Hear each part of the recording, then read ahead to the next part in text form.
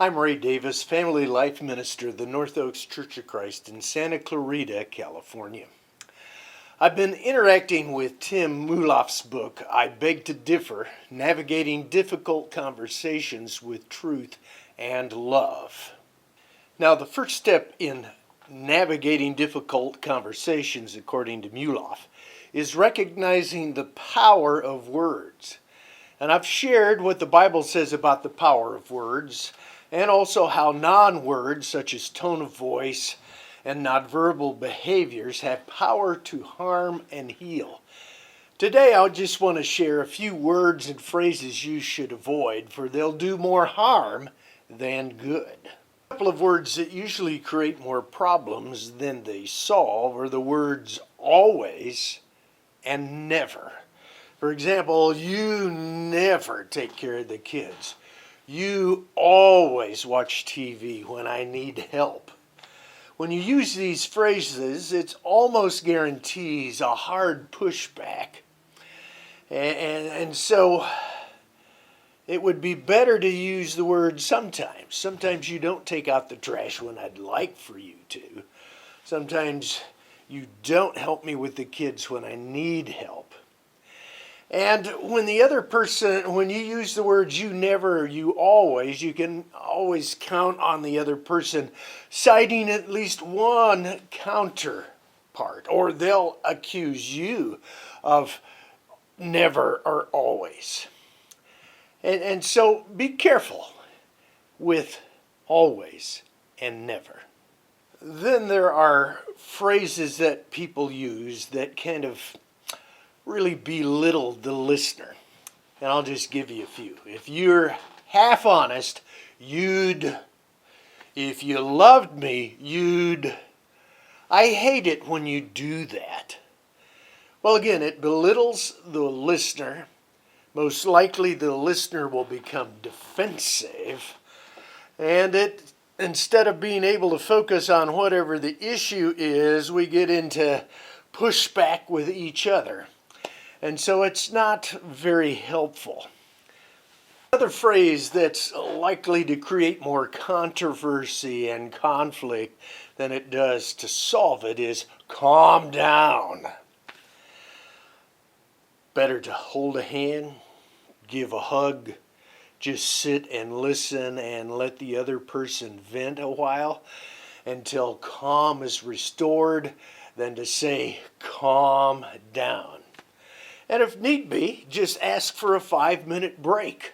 That can be effective at calming the emotions down of a difficult conversation in which emotions are beginning to rule over the content of what we're wanting to talk about.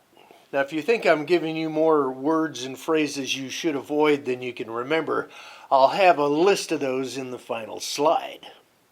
Here's another one. You make me feel so angry. Well, when you use that kind of phrase, it indicates that the angry person has no responsibility for their feelings. It would be better to say, I feel upset, angry whenever you talk about taking out the trash. That way the person is owning their feelings, they're identifying the trigger of it, but they're not saying, you make me angry whenever you talk about the trash. I feel angry when you talk about trash. Here's a phrase that's a put down, and it's guaranteed to bring about the same results. Never mind, I'll just do it myself. First, the person that was asked to do something earlier is exempt from their responsibility by that phrase. Second, such a phrase is likely to encourage more of the same, because the person asked to do something says, well, if I just sit here and wait, if I sit here on the couch and keep watching the football game, she'll end up doing it herself. Finally, I want to mention one more, and this is not a phrase or a word, it's rather a tactic that's counterproductive. And this is what I call ambushing. Ambushing is when you jump on a person with a topic that they're not prepared to talk about. And they haven't thought about that topic. This is probably a bad time to talk about the topic. And so instead of ambushing, it would be better to say, honey, I'd like to talk about the credit card statement and all the expenses that you charged. But when would be a good time for you to talk about it? And then schedule it. Because if you do this at the spur of the moment, the other person will almost always be defensive, and then you'll end up just banging each other with emotions rather than trying to deal with the issue at hand. So, I'm sure there's other phrases and you can think about it. The key would just be to watch your person you're talking to, their nonverbals, and if they get defensive, you may want to think about how you phrased your question or what words you used that made them defensive.